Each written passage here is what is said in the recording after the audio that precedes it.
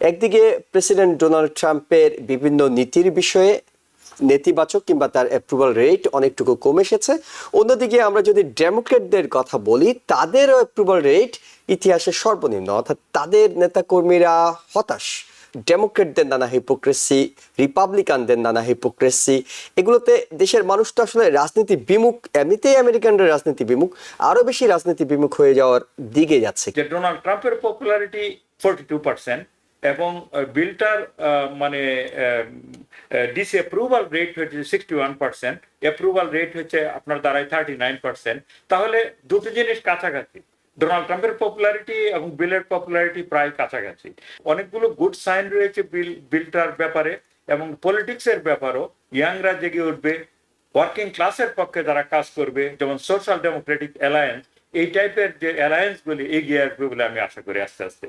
আমেরিকার রাজনীতির মধ্যে যে আপনার রাজনৈতিক যে উলটপালটটা আপনারা দেখছেন এখন, যে সোশ্যাল ডেমোক্র্যাটদের একটা অভ্যুত্থান হচ্ছে নিউ ইয়র্ক সিটির মতো একটা শহরে, you will not be able to fix the whole puzzle at some time along the way. So Donald ট্রাম্পের সময়টা আমাদেরকে একটা কঠিন সময় পার করতে হচ্ছে, সারা বিশ্বকে কঠিন সময়। একদিকে প্রেসিডেন্ট ডোনাল্ড ট্রাম্পের বিভিন্ন নীতির বিষয়ে নেতিবাচক কিংবা তার অ্যাপ্রুভাল রেট অনেকটুকু কমে এসেছে। অন্যদিকে আমরা যদি ডেমোক্রেটদের কথা বলি, তাদেরও অ্যাপ্রুভাল রেট ইতিহাসের সর্বনিম্ন, অর্থাৎ তাদের নেতাকর্মীরা হতাশ ডেমোক্রেটদের নানা নীতিমালা নিয়ে। রিপাবলিকান প্রেসিডেন্ট নিয়ে দেশের মানুষ হতাশ, ডেমোক্রেটদের নীতি নিয়ে ডেমোক্রেটরা হতাশ।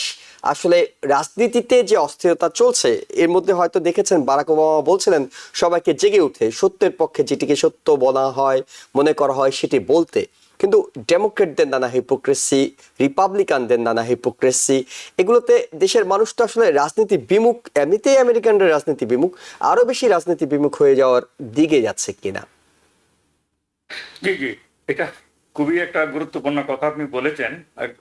গত সপ্তাহে আমরা আলোচনা করলাম যে ডেমোক্রেটদের পপুলারিটি 37-এ নেমে এসছে, আর ডোনাল্ড ট্রাম্পের পপুলারিটি, ওভারঅল পপুলারিটি বর্তমানে হচ্ছে 42%। সেটা একই জায়গায় প্রায় আছে, কিন্তু তার যে বিগ বিউটিফুল বিল, সেইটাতে আসলে 61% ওভারঅল লোক এটা পছন্দ করছে না। ডেমোক্রেটদের যদি আলাদা করে জিজ্ঞেস করেন, এর সংখ্যাটা অনেক বেশি। রিপাবলিকানদের জিজ্ঞেস করলে একটু কম, অনেক কম, মানে আনপপুলারিটি। তবে এটা আপনি যেটা বললেন, তাহলে রাজনীতি কোন দিকে যাচ্ছে, এটা আমি মনে করি এক অর্থে এটা এক ধরনের একটা ঝড়ের পূর্বাভাস। হ্যাঁ, ঝড়ের আগে যেমন একটা শৈথিল্য তৈরি হয় সবখানে, তেমন এটা একদিক থেকে ভালো কিছু হতে পারে। কারণ ঝড় যখন আসে তখন কিন্তু এর থেকে যে পুরনো যত জিনিস মানে জঞ্জাল, সেগুলি উড়ে পুড়ে যায়, তার নতুন কিছু সৃষ্টি হয়। তো আমি এই সেন্সে বলছি, আপনি যদি মামদানির ব্যাপারটাই দেখেন, ইয়াং যে জেনারেশন, তারা পলিটিক্সে উদ্বুদ্ধ হবে। এমনকি সোশ্যালিস্ট ডেমোক্রেটিক টাইপের যে পলিটিক্স, অর্থাৎ তথাকথিত ডেমোক্র্যাট এবং রিপাবলিকানদের যে দুটো দল তো আসলে মুদ্রার রেপিটোপিট। আমিও ব্যক্তিগতভাবে মনে করি একটা থার্ড একটা অ্যালায়েন্স এদেশে আসার খুবই জরুরি, এবং ইয়াংদের পলিটিক্সে ইনভলভ হওয়া খুব জরুরি, যেগুলির লক্ষণ দেখা যাচ্ছে। যেমন এওসি বর্তমানে আমেরিকাতে একটা রাইজিং পাওয়ার। তারপরে হচ্ছে আপনি যদি এই যে অ্যারিজোনাতে যে প্রাইমারি হয়ে গেল, সেখানেও একজন ইয়াং মহিলা আজকে প্রাইমারিতে উইন করেছে। মামদানি উইন করে এসছে, শুধু উইন না, সে কিছু কিছু মানুষের সমর্থন অলরেডি মানে পেতে শুরু করেছে। তা আমি আপনার বিলে ফেরত যাই, বিলটার বিপক্ষে 61% কথাটা সত্য, কিন্তু এর প্রত্যেকটা উপাদানের বিরুদ্ধে আবার মানুষ না। অনেকগুলো উপাদানের পক্ষেও মানুষ আছে, যেমন ইমিগ্রেন্ট, ইলিগাল ইমিগ্রেন্টকে থামানোর জন্য যে এই বিলে প্রচুর অ্যালোকেশন দেওয়া হয়েছে, সেটাকে কিন্তু মানুষ পছন্দ করছে। তারপরে হচ্ছে যে ডিফেন্স স্পেন্ডিং যে বাড়ানো হবে, মিলিটারি বাজেট, সেটাকেও মানুষ পছন্দ করছে। মানুষ পছন্দ করছে না হচ্ছে ডেফিসিট যে বেড়ে যাবে, তারপরে হচ্ছে আপনার সোশ্যাল সেফটি নেট, যে মেডিকেইড, তারপর স্ন্যাপ প্রোগ্রাম, এগুলো যে কিছু কাট করা হচ্ছে, এগুলোকে সাধারণ জনগণ, রিপাবলিকান ডেমোক্রেট উভয়ই পছন্দ করছে না। তারপর হচ্ছে আপনার ইকোনমি যে ভবিষ্যতে ওভারঅল হার্ট করবে, এই ব্যাপারটা মানুষ ভালোভাবে নিচ্ছে না।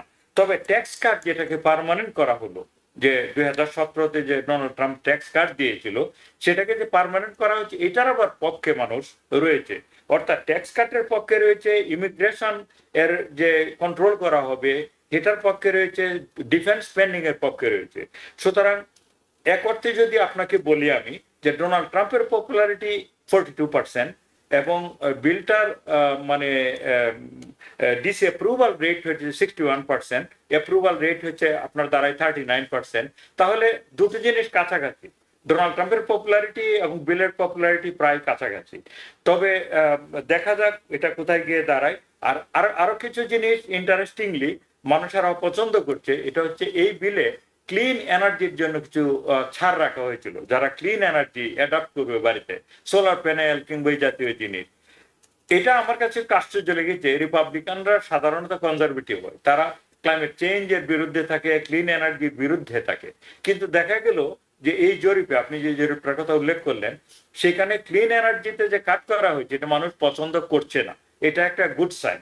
তা সেটা আমি যেটা বললাম যে অনেকগুলো গুড সাইন রয়েছে বিলটার ব্যাপারে, এবং পলিটিক্সের ব্যাপারও ইয়াংরা জেগে উঠবে, ওয়ার্কিং ক্লাসের পক্ষে যারা কাজ করবে, যেমন সোশ্যাল ডেমোক্রেটিক অ্যালায়েন্স, এই টাইপের যে অ্যালায়েন্স গুলি এগিয়ে আসবে বলে আমি আশা করি আস্তে আস্তে। আমেরিকাতে কি ডোনাল্ড ট্রাম্প প্রশাসন এমনভাবে কাজ করছে, অর্থাৎ রাজনীতিটাতে এত নাটকীয়তা, এত ঘটনা ঘটছে যে এখন অনেক রাজনীতিবিদদের জন্যই রাজনীতিটা কঠিন হয়ে যাচ্ছে, বিশেষ করে বার্নি স্যান্ডার্সদের মতো যারা আছেন কিংবা যারা হয়তো ডিফারেন্ট ওয়েতে ভাবেন।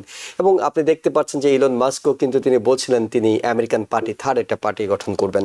অর্থাৎ কতটা দরকারি হয়ে পড়েছে এখন একটা বিকল্প চিন্তার, এই সনাতনী ডেমোক্রেট রিপাবলিকানদের বাইরে গিয়ে আমেরিকার রাজনীতিতে বিকল্প চিন্তার সুযোগ আছে কিনা, খোরাক আছে কিনা? ধন্যবাদ এই প্রশ্নের জন্য। আসলে আমেরিকা এই মুহূর্তে মানে রাজনীতি এবং ইকোনমিতে একটা, আমি মনে করি যে স্মরণকালের একটা কেয়াটিক একটা সিচুয়েশনের মধ্যে দিয়ে এটা অতিবাহিত হচ্ছে, এবং মানুষের মধ্যে আশা নিরাশা সবকিছু মিলেই লোক প্রথম বিশ্বযুদ্ধ, দ্বিতীয় বিশ্বযুদ্ধ, এরপরে এখনো তৃতীয় বিশ্বযুদ্ধ হয়নি। এবং আমরা আসলে যুদ্ধগুলো কখন হয়, এই বড় বড় যুদ্ধগুলো, এগুলো কিন্তু দেখবেন যে সবকিছুর পিছনে কিন্তু ইকোনমি একটা রিজন হয়ে দাঁড়ায়। গ্লোবাল ইকোনমি, তারপরে যে সুপার পাওয়ার তার অভ্যন্তরীণ ইকোনমি, অনেক দেশের শুধু নিজস্ব ইকোনমিকে ঠিক রাখার জন্য তাদেরকে যুদ্ধ করতে হয়, আবার অনেক সময় যে গ্লোবাল ইকোনমি ঠিক করার জন্য যুদ্ধ করতে হয়, রাইট?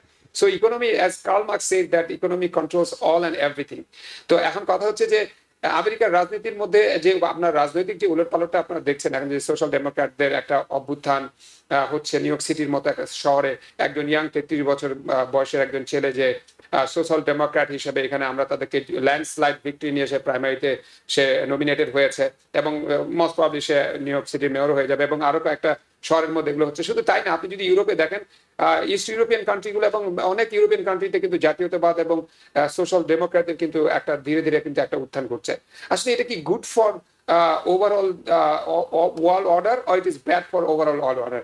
লুক, এগুলো যখন আমাদের সারা বিশ্বে যখন এই অর্থনীতির মানে খোল না চলে, যখন এসব আমাদের চলছে, তখন আমাদের একটা জিনিস মনে রাখতে হবে যে we still have trust to the United States of America. কারণ আমেরিকা গ্লোবাল প্রবলেমগুলো থেকে বের হয়ে আমেরিকা আবার রাইটলি কিন্তু ওয়ার্ল্ড অর্ডারটাকে আবার নিজে একটা নিজস্ব জায়গায় রিশেপ করে কিন্তু পৃথিবীর স্বাধীনতা নিশ্চিত, কিন্তু শান্তি এবং সিকিউরিটি কিন্তু নিশ্চিত করেছে। এখন আপনি একটা মনে করেন যে একটা পাজলকে যখন আপনি ফিক্স করবেন, হয়তো কিছু কিছু পাজলসকে আপনি ফিক্স করতে পারছেন না, it doesn't mean that you will not be able to fix the whole puzzle at some time along the way. So Donald ট্রাম্পের সময়টা আমাদেরকে একটা কঠিন সময় পার করতে হচ্ছে, সারা বিশ্বকে কঠিন সময় পার করতে হচ্ছে। কিন্তু আপনি যদি if you look to the history of America in last 40, 50 or 100 years, or since the liberation of America 1774, তারপর থেকে যদি আপনি আমেরিকা দেখেন, এই ধরনের প্রবলেম কিন্তু আমাদের এসছে। এই ধরনের অনেক পরিস্থিতির মধ্যে দিয়ে আমরা গেছি। আপনি জানেন এই দেশের সিভিল ওয়ারের মধ্যে দিয়ে আমরা গেছি, এই দেশের দুই ভাগে বিভক্ত হয়ে গিয়েছিল, সেটার মধ্যে দিয়ে আমরা গেছি, উইমেনদের ভোটাধিকার ছিল না, সেটার মধ্যে দিয়ে আমরা গেছি।